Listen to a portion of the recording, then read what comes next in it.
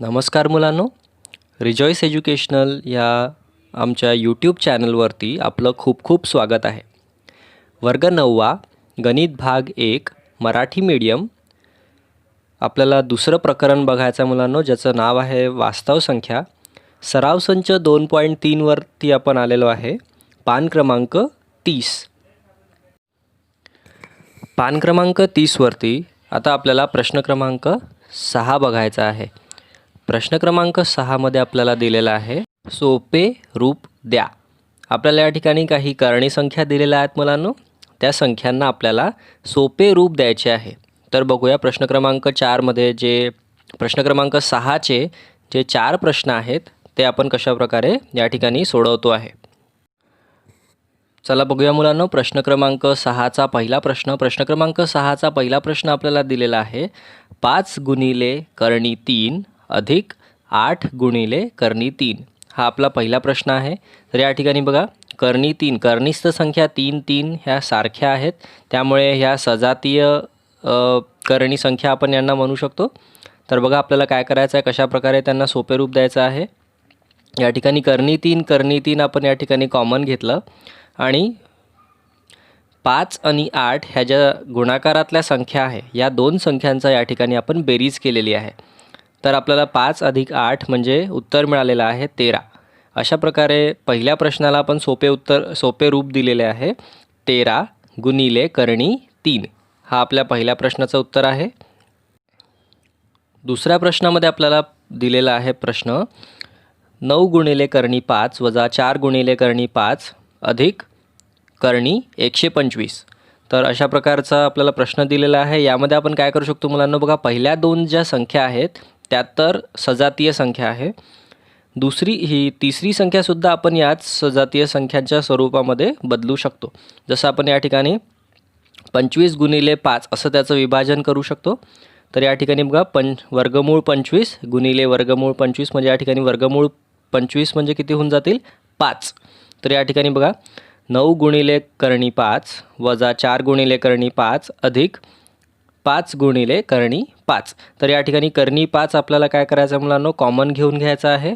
करणी 5 आपण कॉमन घेतलेला आहे. त्यानंतर 9 वजा 4 अधिक 5, 9 वजा 4 होतात 5, 5 अधिक 5 होतील 10. तर अशा प्रकारे आपलं फायनल उत्तर आलेलं आहे 10 गुणिले करणी 5. त्यानंतर आपल्याला तिसरा प्रश्न बघायचा आहे मुलांनो. तिसऱ्या प्रश्नामध्ये आपल्याला दिलेला आहे 7 गुणिले करणी 48 वजा करणी 27 वजा करणी 3. तर या ठिकाणी बघा आपल्याला परिवर्तन करावं लागेल थोडं, जेणेकरून आपल्या ज्या कर्निस्थ संख्या आहेत त्या सारख्या येतील. कर्निस्थ संख्या एकदा सारख्या आल्या की आपल्याला बेरीज असो वजाबाकी असो करायला सोपी जात असतं. तर बघा या ठिकाणी 7 या करणी 48 जे आहे, करणी 48ला आपण 16 गुणिले 3 असं घेऊ शकतो. 16 हा पूर्ण वर्ग संख्या आहे, बरोबर. त्यानंतर करणी 27ला आपण 9 गुणिले 3 असं घेऊ शकतो वजा करणी 3. तर या ठिकाणी बघा 7 गुणिले करणी 16 गुणिले करणी 3 वजा करणी 9 गुणिले करणी 3 वजा करणी 3. तर या ठिकाणी बघा आपण काय करू शकतो मुलांनो, पहा पुढच्या स्टेपमध्ये पुढची पायरी बघा कशी आहे. 7 गुणिले 16चा वर्ग म्हणजे 4 गुणिले करणी 3 वजा 9चा वर्ग म्हणजे 3 गुणिले 3 गुणिले करणी 3 वजा करणी 3. अशा प्रकारे आपल्याला या ठिकाणी उत्तरं मिळालेले आहेत मुलांनो. तर बघा ते 7 गुणिले 4 म्हणजे 28 करणी 3 वजाबाकीचं चिन्ह आहे या ठिकाणी, त्यामुळे 3 गुणिले करणी 3. त्यानंतर 1 गुणिले करणी, इथे काहीच नाही म्हणजे 1, तर करणी 3. तर बघा अशा प्रकारे तीनही ठिकाणी या ठिकाणी करणी 3 आलेला आहे. तर बघा 28 वजा 3 वजा 1 हे मिळून आपलं या ठिकाणी कंसामध्ये घ्यायचं आहे, तिघांचा वजाबाकी करायची आहे आणि करणी 3 ही संख्या या ठिकाणी कॉमन घ्यायची आहे. तर बघा 24, 28 वजा 3 वजा 1 म्हणजे 24 करणी 3. अशा प्रकारे आपलं प्रश्न क्रमांक 3चं उत्तर आलेलं आहे 24 करणी 3. सराव संच 2.3 प्रश्न क्रमांक 6 उपप्रश्न 4 आपल्याला बघायचा आहे. उपप्रश्न 4मध्ये बघा कोणत्या कोणत्या संख्या आपल्याला दिलेल्या आहेत मुलांनो. कर्णी 7 वजा 3 भागिले 5 गुणिले कर्णी 7 अधिक 2 गुणिले कर्णी 7. तर एक गोष्ट या ठिकाणी लक्षात घ्यायची आहे आपल्याला, तीनही संख्यांमध्ये या ठिकाणी बघा कर्णी 7 ही जी संख्या आहे ती या ठिकाणी कॉमन आहे. त्यामुळे आपल्याला कर्णी 7 या संख्येला कॉमन घ्यायचं आहे. त्यानंतर या ठिकाणी कर्णी 7 सोबत काहीच नाही म्हणजे 1. त्यानंतर वजाबाकीचं चिन्ह. त्यानंतर 3 भागिले 5 हे घ्यायचं आहे. त्यानंतर 2. तर कंसामध्ये ह्या संख्या गुणाकारातल्या सर्व संख्या आपण कंसामध्ये घेतलेल्या आहे त्यांच्या चिन्हासोबत, बरोबर. त्यानंतर कर्णी 7 ही जी संख्या आहे त्याला आपण कॉमन घेतलेला आहे. तर यानंतर बघा या ठिकाणी आपल्याला काय करता येईल मुलांनो. आता या ठिकाणी आपण कंसामध्ये सर्वात आधी काय करू शकतो ते पाहूया मुलांनो. बघा या ठिकाणी ए ही पूर्णांक संख्या आहे 1 आणि 2 ही सुद्धा पूर्णांक संख्या आहे आणि 2चं चिन्ह आहे प्लस आणि या ठिकाणी 1चं चिन्हसुद्धा प्लस आहे. तर या दोघांची आपण बेरीज करू शकतो. तर बघा 2 अधिक 1 म्हणजे 3. तर या ठिकाणी बघा 3 आलेला आहे. 3 वजा तो दुसरी जी संख्या आहे गुणोत्तर जे आहे 3 भागिले 5. तर या ठिकाणी बघा 3 भागिले 5 आपण यांचा तिरपा गुणाकार या ठिकाणी आपण करू शकतो. तिरपा गुणाकार कशा प्रकारे होईल मुलांनो. बघा तिरपा गुणाकार करायला जर आपल्याला तर या ठिकाणी आपल्याला 1 आहे असं गृहीत धरावं लागेल. तर बघा 1 जर आपण गृहीत धरला या ठिकाणी तर त्याला आपल्याला कशा प्रकारे जे छेद आहे दोघांचा छेद सारखा करायसाठी आपल्याला काय करावं लागेल ते बघूया मुलांनो. तर बघा 3 गुणिले 1 म्हणजे या ठिकाणी बघा छेद जो आहे त्याला 5ने गुणाकार करावा लागेल. तर अंशाला सुद्धा 5ने गुणाकार करावा लागेल म्हणजे आपल्याजवळ संख्या येईल 15 भागिले 5. तर बघा तीच संख्या या ठिकाणी आपण लिहिलेली आहे 15 भागिले 5 वजा 3 भागिले 5. तर हे आधीच होतं, बरोबर. 3 भागिले 5 ही संख्या आधीच होती. फक्त आपण पहिली जी संख्या आहे त्याला या ठिकाणी जो छेद आहे तो सारखा करून घेतलेला आहे. तर बघा 15 भागिले 5 वजा 3 भागिले 5 गुणिले कर्णी 7. इथपर्यंत आपल्याला समजलेलं असेल अशी मी आशा करतो. तर बघूया आता पुढे काय करायचं आहे. तर या ठिकाणी तुम्ही बघू शकता मुलांनो 15 भागिले 5 वजा 3 भागिले 5 याचं उत्तर आलेलं आहे या ठिकाणी 12 भागिले 5 गुणिले कर्णी 7. तर प्रश्न क्रमांक 6च्या उपप्रश्न 4चं उत्तर या ठिकाणी आलेलं आहे 12 भागिले 5 कर्णी 7. सराव संच 2.3 प्रश्न क्रमांक 7 आपल्याला बघायचा आहे मुलांनो. गुणाकार करा व तो सोप्या रूपात लिहा. आपल्याला काही एकूण 4 अशा कर्णी संख्या दिलेल्या आहेत. त्यांचा आपल्याला गुणाकार करायचा आहे आणि सोप्या भाषेत या ठिकाणी सोप्या स्वरूपामध्ये उत्तर आपल्याला लिहायचं आहे. तर बघूया सर्वात पहिला प्रश्न आपल्याला दिलेला आहे 3 गुणिले कर्णी 12 गुणिले कर्णी 18. तर या ठिकाणी बघा कर्णी 12चं रूपांतरण आपण कशा प्रकारे करू शकतो. 3 गुणिले कर्णीच्या वर्गमुळाच्या चिन्हाच्या आत आपण या ठिकाणी लिहिलेलं आहे 4 गुणिले 3 गुणिले 18चं रूपांतरण बघा कशा प्रकारे करू शकतो मुलांनो. या ठिकाणी कर्णीस्थ संख्या आहे 9 गुणिले 2. 18चं विभाजन अशा प्रकारे आपण करू शकतो. त्यानंतर बघा 3 गुणिले वर्गमूळ 4 म्हणजे 2 होणार आहे. त्यानंतर वर्गमूळ 3 गुणिले वर्गमूळ 9 म्हणजे या ठिकाणी कर्णी 9 ही जी संख्या आहे त्याचा आपल्याला या ठिकाणी 3 होणार आहे कारण वर्गमूळ 9चं वर्गमूळ होत असतं 3 गुणिले 2. त्या ठिकाणी बघा 3चं या ठिकाणी 3 घेतलेलं आहे गुणिले 4 वर्गमूळ 4 किंवा कर्णी 4 याचं उत्तर येत असतं 2 गुणिले वर्गमूळ 3 गुणिले वर्गमूळ 9 किंवा कर्णी 9 म्हणजे उत्तर येत असतं 3 गुणिले वर्गमूळ 2 किंवा कर्णी 2 ही संख्या. त्यानंतर बघा या ठिकाणी 3 गुणिले 2 गुणिले 3 अशा प्रकारे 3 त्रिक 9 गुणिले 2 18 व या दोनही कर्णी संख्या ज्या आहेत त्या कर्णी संख्यांचा गुणाकार होईल 3 दुने 2 3 दुने म्हणजे या ठिकाणी 6. अशा प्रकारे पहिल्या प्रश्नाचं उत्तर आलेलं आहे 18 गुणिले कर्णी 6. प्रश्न क्रमांक 7 सराव संच 3.2 उपप्रश्न 2. उपप्रश्न 2मध्ये आपल्याला संख्या दिलेल्या मुलांनो 3 गुणिले कर्णी 12 गुणिले 7 गुणिले कर्णी 15. तर या ठिकाणी कर्णी 12चं विभाजन याच्या आधीसुद्धा आपण पहिल्या प्रश्नामध्ये बघितलं आहे मुलांनो. 3 गुणिले कर्णी 12 म्हणजे 4 गुणिले 3 गुणिले 7 कर्णी 15 म्हणजे 5 गुणिले 3. तर या ठिकाणी बघा 3 गुणिले कर्णी 4 गुणिले कर्णी 3 याला वेगळं वेगळं लिहायचं आहे गुणिले 7 गुणिले कर्णी 5 गुणिले कर्णी 3. तर या ठिकाणी बघा आपण कर्णी 4 म्हणजे 2 3 गुणिले 2 गुणिले कर्णी 3 गुणिले 7 गुणिले कर्णी 5 गुणिले कर्णी 3. तर या ठिकाणी बघा 3 गुणिले 2 3 गुणिले 2 या ठिकाणी येणार आहे 3 गुणिले 2 गुणिले कर्णी 3 गुणिले कर्णी 3 गुणिले 7 गुणिले 5. तर या ठिकाणी बघा 3 गुणिले 2 गुणिले 3 या ठिकाणी बघा जे कर्णी 3 ह्या दोन संख्या आहे मुलांनो. या दोघांचा गुणाकार जर करू आपण तर कर्णी 3 गुणिले कर्णी 3 म्हणजे ती संख्या होऊन जात असते 3 गुणिले 7 गुणिले कर्णी 5. तर या ठिकाणी या 3 गुणिले 2 गुणिले 3 गुणिले 7 यांचा गुणाकार आलेला आहे 126 गुणिले कर्णी 5. अशा प्रकारे प्रश्न क्रमांक 2चं उत्तर या ठिकाणी आलेलं आहे 126 गुणिले कर्णी 5. प्रश्न क्रमांक 3 आता आपल्याला बघायचा आहे मुलांनो. प्रश्न क्रमांक 3मध्ये आपल्याला दिलेला आहे 3 गुणिले कर्णी 8 गुणिले कर्णी 5. तर कर्णी 8चं विभाजन कशा प्रकारे करू शकतो आपण तर बघा 3 गुणिले 4 गुणिले 2 वर्गमुळाच्या चिन्हाच्या आत आपल्याला लिहायचं आहे 4 गुणिले 2 गुणिले 5.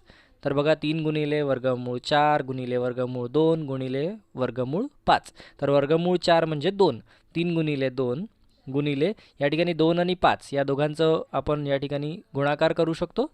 वर्गमुळाच्या चिन्हाच्या खाली आपण लिहू शकतो 10 5 दुने 10. तर या ठिकाणी बघा 3 दुने 6 6 गुणिले कर्णी 10. अशा प्रकारे प्रश्न क्रमांक 3चं उत्तर आलेलं आहे 6 गुणिले कर्णी 10. उपप्रश्न 4 आपण पाहूया मुलांनो. उपप्रश्न 4मध्ये आपल्याला काय दिलेलं आहे 5 गुणिले कर्णी 8 गुणिले 2 गुणिले कर्णी 8. तर या ठिकाणी बघा 5 गुणिले 2 या ठिकाणी आपण करून घेतलेलं आहे. बघा वर्गमूळ 8 गुणिले वर्गमूळ 8 किंवा कर्णी 8 गुणिले कर्णी 8 म्हणजे कर्णीस्थ संख्या जर सारखी असेल आणि 2 वेळा ती संख्या आली असेल तर त्या दोघांची संख्या म्हणजे कर्णीच्या बाहेर आपण ती संख्या काढू शकतो. तर वर्गमूळ 8 गुणिले वर्गमूळ 8 म्हणजे 8. या दोघांचा गुणाकार होतो 8. तर बघा या ठिकाणी 5 गुणिले 2 गुणिले 8 म्हणजे उत्तर आलेलं आहे या ठिकाणी 80. प्रश्न क्रमांक 7 उपप्रश्न 4चं उत्तर आलेलं आहे 80. सराव संच 2.3 प्रश्न क्रमांक 8 आपल्याला बघायचा आहे मुलांनो. प्रश्न क्रमांक 8मध्ये आपल्याला दिलेला आहे भागाकार करा. तर या ठिकाणी भागाकारमध्ये आपल्याला या ठिकाणी 4 प्रश्न दिलेले आहेत. या कर्णी संख्यांचा भागाकार आपण कशा प्रकारे करू शकतो हे आता आपल्याला बघायचं आहे. तर पहिली संख्या दिलेली आहे वर्गमूळ 98 भागिले वर्गमूळ 2. तर बघा कशा प्रकारे आपण हे उत्तर सोडवू शकतो. तर बघा मुलांनी या ठिकाणी वर्गमूळ 98 भागिले वर्गमूळ 2 यांना आपण 98 भागिले 2 आणि हे पूर्ण संख्या वर्गमुळाच्या चिन्हाच्या आत अशा प्रकारे लिहू शकतो. 98चं 2ने भागाकार केल्यानंतर आपल्याला उत्तर मिळत आहे कर्णी 49. कर्णी 49चं उत्तर येत असतं मुलांनो 7. कारण 7चा वर्ग आहे 49. तर 49ला जर वर्गमूळ केला तर उत्तर येत असतं 7. त्यामुळे पहिल्या प्रश्नाचं उत्तर आलेलं आहे 7. त्यानंतर दुसऱ्या प्रश्नामध्ये आपल्याला कर्णी 125 भागिले कर्णी 50 हे दिलेलं आहे. तर बघा या ठिकाणी आपण कर्णी 125 भागिले 50 अशा प्रकारे करू शकतो. त्यानंतर दोघांनाही या ठिकाणी बघा 5 गुणिले 25 आणि या ठिकाणी छेद भागामध्ये 2 गुणिले 50. तर या ठिकाणी 25 आणि 25 आपण या ठिकाणी निरसन करू शकतो त्यांचं. तर आपल्याला या ठिकाणी उत्तर मिळालेलं आहे वर्गमुळाच्या चिन्हाच्या आत 5 भागिले 2. त्यानंतर तिसरा प्रश्न बघायचा आहे मुलांनो. तिसऱ्या प्रश्नामध्ये दिलेला आहे कर्णी 54 भागिले कर्णी 27. तर या ठिकाणी कर्णी 54 भागिले कर्णी 27 म्हणजे कारण या ठिकाणी बघा 54ला जर आपण 2ने भागाकार केला तर आपल्याला उत्तर मिळतं 27.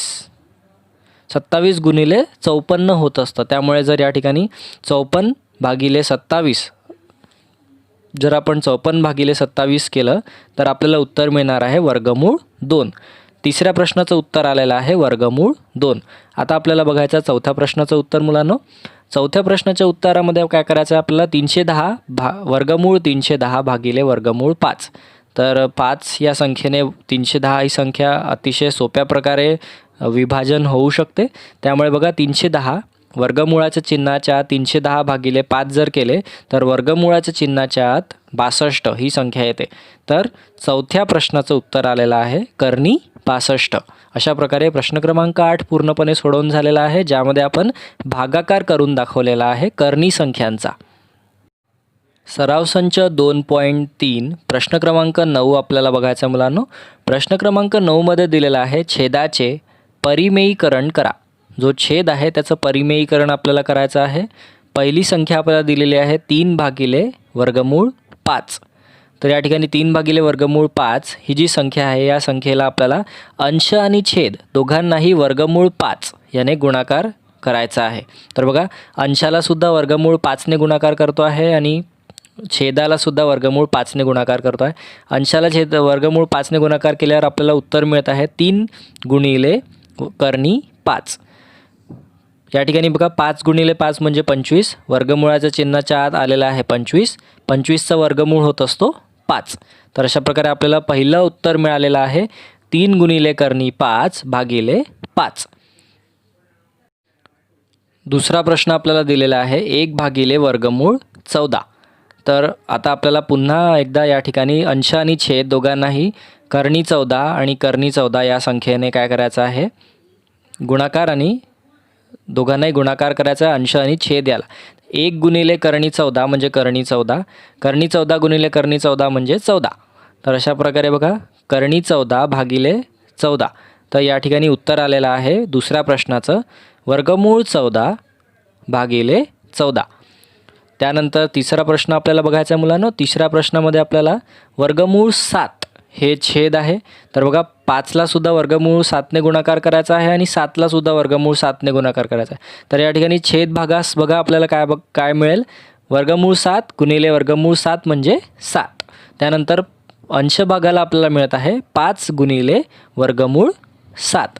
तर आपल्याला उत्तर मिळालेलं आहे तिसऱ्या प्रश्नाचं या ठिकाणी 5 गुणिले वर्गमूळ 7 भागिले 7 हे उत्तर आहे तिसऱ्या प्रश्नाचं, तिसऱ्या उपप्रश्नाचं प्रश्न क्रमांक 9 मधलं.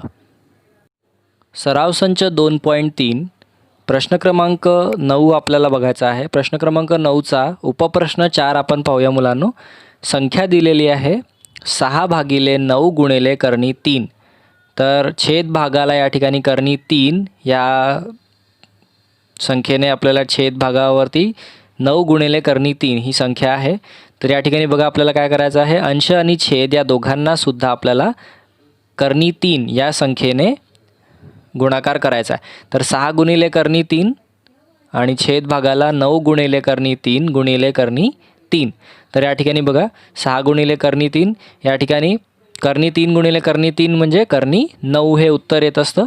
त्यानंतर 6 गुणिले कर्णी 3 व छेद भागासाठी या ठिकाणी येणार आहे 9 गुणिले 9चं वर्गमूळ येत असतं या ठिकाणी 3. तर अशा प्रकारे बघा या ठिकाणी आपण जर 3ला या ठिकाणी 3 एकम 3 आणि 3 दुने 6 जर अशा प्रकारे 3चं निरसन या ठिकाणी केलं तर आपल्याला उत्तर मिळतं या ठिकाणी 2 गुणिले कर्णी 3 भागिले 9.